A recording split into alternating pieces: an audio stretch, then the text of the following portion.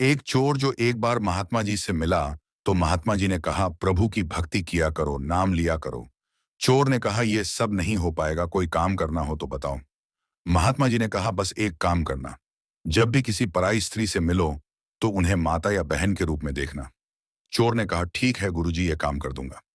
चोर एक बार जिस मकान में चोरी करने के लिए गया, वहां रानी रहती थी। उस राज्य के राजा की कोई संतान नहीं हुई, तो उसने अपनी रानी को अपने से राजमहल से अलग कर रखा था और एक मकान में रहने के लिए छोड़ दिया था। 12 साल से वो रानी जिस मकान में रहती थी, उसके बाहर सैनिक शादी वर्दी में जासूसी करते थे। राजा को जाकर के बताते थे कौन आया कौन गया। सैनिक दौड़े भागे और बताने लगे कि कोई अनजान व्यक्ति घर में घुसा है। राजा दौड़ चला आया, खिड़की में सुनने लगा कि अंदर क्या हो रहा है। तभी रानी ने उस चोर को चोरी करते हुए पकड़ लिया। रानी उसे डांटते हुए कहने लगी कि यह क्या हरकत है। चोर ने कहा, मुझे क्षमा करना, बस सैनिकों को मत बताना। रानी ने कहा, ठीक है, मैं किसी को नहीं बताऊंगी और मैं तुम्हें बहुत सारा सोना चांदी दूंगी, बस मेरी एक इच्छा पूरी कर दो। तभी वो चोर 4 कदम पीछे हट गया। कहने लगा, नहीं, मैं आप में माता को देखता हूं, माता के स्वरूप को देखता हूं, मैं यह सब नहीं करूंगा।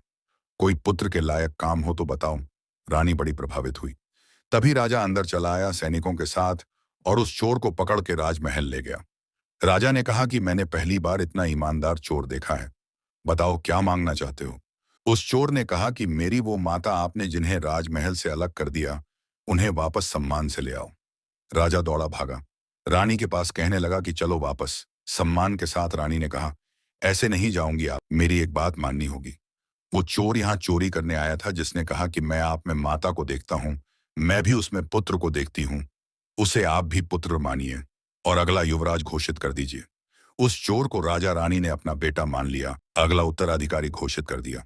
एक चोर जो महात्मा जी की सिर्फ एक बात मान के अपनी नीयत में सुधार लाकर चोर से युवराज बन गया। अपनी नीयत अच्छी रखिए, काम अपने आप अच्छे होने लगेंगे।